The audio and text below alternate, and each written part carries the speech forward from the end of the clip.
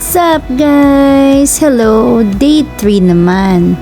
This is the last and final day namin dito sa Taiwan.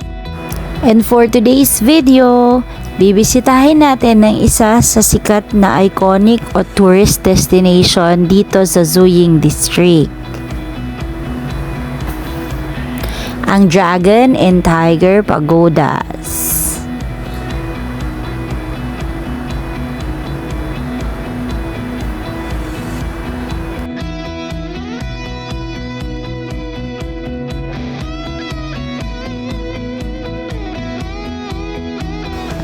First stop is dito sa Zuying Station. So dito kami pumunta from Formosa Boulevard Station kasi dito sa Zuying District nandito yung Dragon and Tiger Pagoda. Sabi sa Google Map, malapit lang daw. Kaya nag-decide kaming maglakad. And ayun, sobrang lapit nga. Char. Hindi ko akalaing aabutin pala kami ng siyam-siyam dito. Sobrang layo. Akala namin dyan lang. Sabi kasi malapit lang. Ayun, nabudol tayo ng malapit lang. Isa sa magandang bagay dito sa Taiwan is that kahit maglakad ka ng malayo, hindi ka masyadong papapawisan kasi malamig.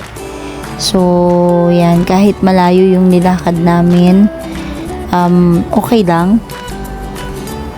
So, dito pala kung mapapansin ninyo, parang walang masyadong sasakyan, ano. Ang sarap mag-drive dito kasi talagang very smooth at walang ka-traffic and halos wala nga sasakyan, no? Diba? So, malayo pa actually. Pero sabi ng mapa malapit na. Kaya sige lang, lakarin na natin to, nandito na tayo eh. Tiisin na lang natin. Char.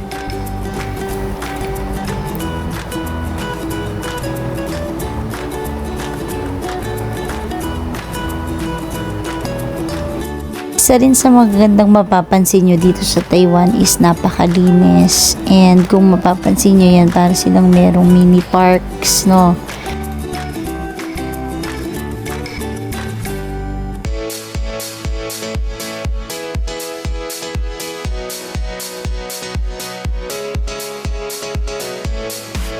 Napaka-instagrammable talaga ng lugar. Pwede kang mag-picture dyan kahit saan.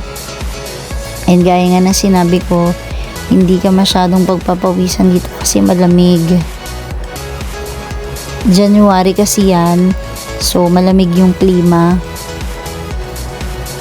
And kung mapapansin nyo, naka leg warmer pa ako nyan. And naka jacket.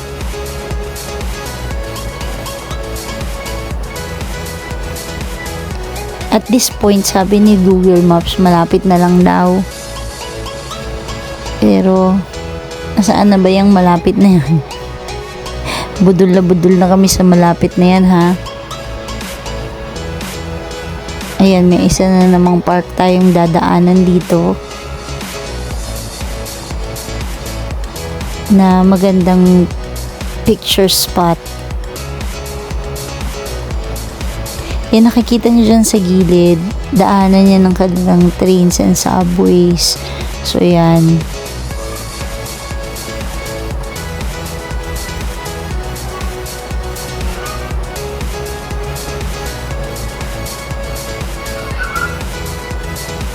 Binibilisan ko na nga maglakad dyan para makarating na kami sa pupuntahan namin. And itong nakikita nyong white na malaking yan, yan ang kanilang footbridge. Ang taray, di ba? Sa atin yung footbridge natin parang may mga basura at mabaho. Dito kakaiba yung footbridge nila. O, di ba? Kala mo flyover sa laki.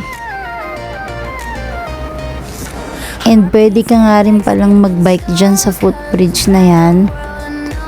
Pero majority ng nakasabay namin mga naglalakad na lang. Ayun, doon yung pupuntahan namin sa may orange na yun. Mantakin mo, sa layo ng nilakad namin, dadaanan pa pala namin tong napakahabang bridge na to. Hindi na nga lang nakita kanina, may mga kasabay kami mga estudyante na mag-field trip siguro papunta dun sa pupuntahan namin. Yan, pagod na yan. Oh, sige. Ang hirap pa naman pagkapaahon yung aakyat o yung lakad, no? Ang hirap maglakad. Parang hinihila na yung katawan ko para umupo na. Kaso walang upuan dyan eh. Doon pa sa dulo.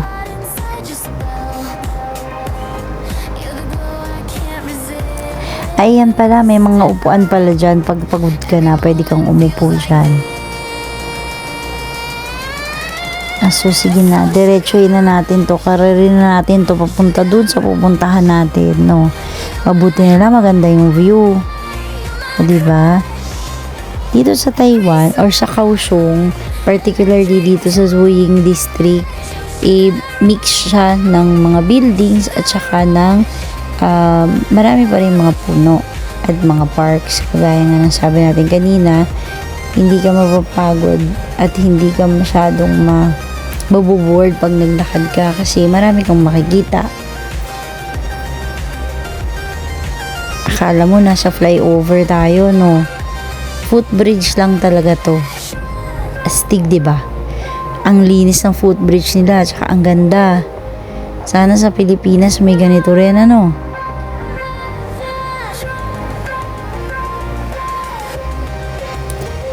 Tsaka kung mapapansin nyo tong mga railings nila, oh, parang ang safe sa mga bata. Talagang hindi kayang akitin or mahihirapan bago makatalon.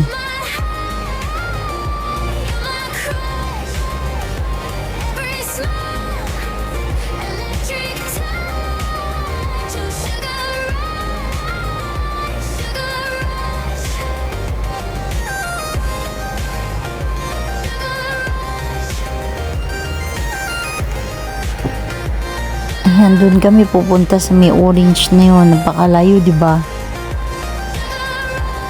Akala talaga namin malapit. Eh, ang problema, wala ditong bus station. Yung mga bus station kasi dito, merong designated area. Kaya hindi ka pwedeng sumakay kahit saan.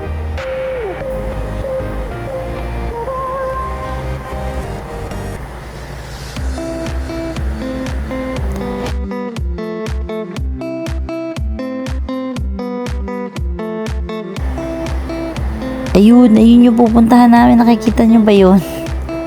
Ang layo. So, buti na lang maaga kaming umalis. Kasi, di namin akalayang maglalakad pala kami ng kalayo-layo. Pero, worth it naman. Kung makikita mo, ang ganda-ganda ng paligid. Ang linis. And presko yung hangin. At ayan. Malapit na kami sa aming pupuntahan. Ito yung destination namin for today, which is ang Dragon and Tiger Pagodas, na kung saan isa sa mga iconic at talagang dinadayo dito sa Kaohsiung.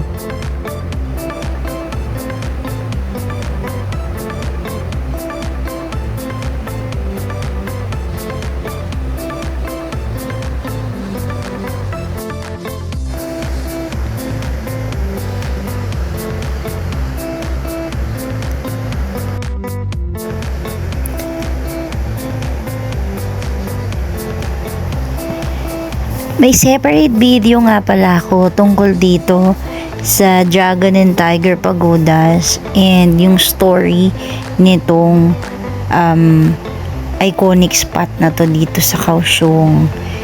Ito talaga yung isa sa reason kung bakit kami pumunta dito, kasi gusto kong pumunta dyan sa temple or sa pagoda na to dahil meron silang malaking tiger. Ayan o, makikita mo, ang ganda, diba? And sa tapat niyan, meron ding temple. Ayun na, malapit na tayo. Finally.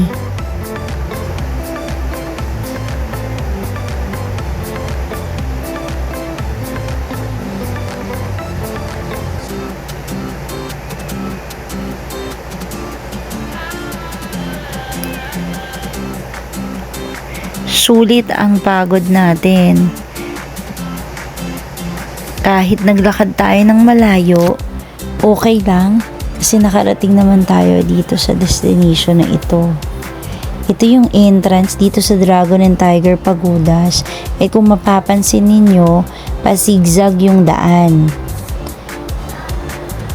It is said to believe na kaya pasigzag yung daan yan is para ma-ward off yung mga evil spirit. Kasi sabi nila, ang mga evil spirit daw ay straight kung lumakad or straight sila ang direction nila. So, kaya dinisenyo itong lugar na to na pazigzag para ma-ward off yung mga evil spirit. Sabi nila.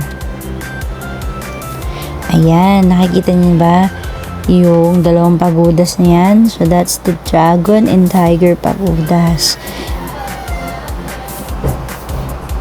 Sabi, kailangan pumasok ka doon sa bibig ng dragon and dapat lumabas ka sa bibig ng tiger. Yan daw ang tamang pagpunta or pagpasok dito sa temple na to. And then once na pumasok ka doon sa bibig ng dragon, kailangan akitin mo yung 7 stories na yan. And then, pagkatapos, papasok ka naman doon sa kabilang temple o pagoda para umakyat din ulit doon sa 7 stories and then lalabas ka sa bibig ng tiger. Ang reason daw, it's because ang dragon ay sign or symbol ng prosperity and wealth, habang ang tiger naman daw ay protection. So, ginagawa yan, yung action na yan na pagpasok sa bibig ng dragon and paglabas sa bibig ng tiger to reverse daw yung any bad luck. And meron namang Chinese temple before we go home.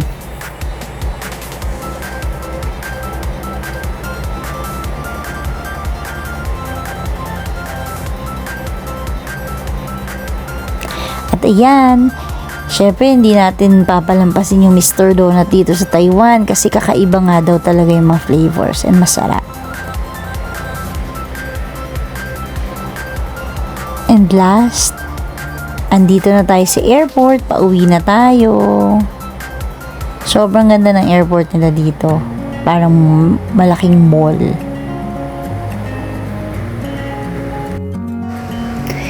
At ayan, nakasakay na tayo ulit sa eroplano pauwi ng Pilipinas. At sabi nga nila, ang bakasyon ay hindi pagtakas kundi pagbalik sa sarili. Char. Nawala ba? Hindi. Pero totoo yun. Time to go home. And sabi nga nila, hindi masusukat sa layo ng lugar ang saya ng trip kundi sa dami ng mga alaala. So maganda tong trip na to kasi kagaya nga ng sabi namin, anniversary getaway kasi namin to for our 8 years of togetherness ng aking husband. So sobrang memorable itong aming Taiwan trip, and I hope na enjoy nyo rin yung mga videos. At kahit paano, na-share naman namin yung mga na-experience namin dito sa Kaohsiung and sa Taiwan.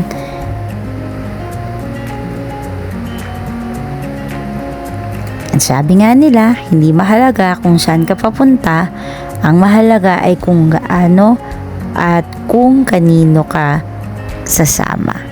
Mali, kung sino ang kasama mo, char. So, ayun. Ang tunay na yaman ng bakasyon ay hindi souvenir, kundi ang karanasan na hindi mo malilimutan. Thank you for watching!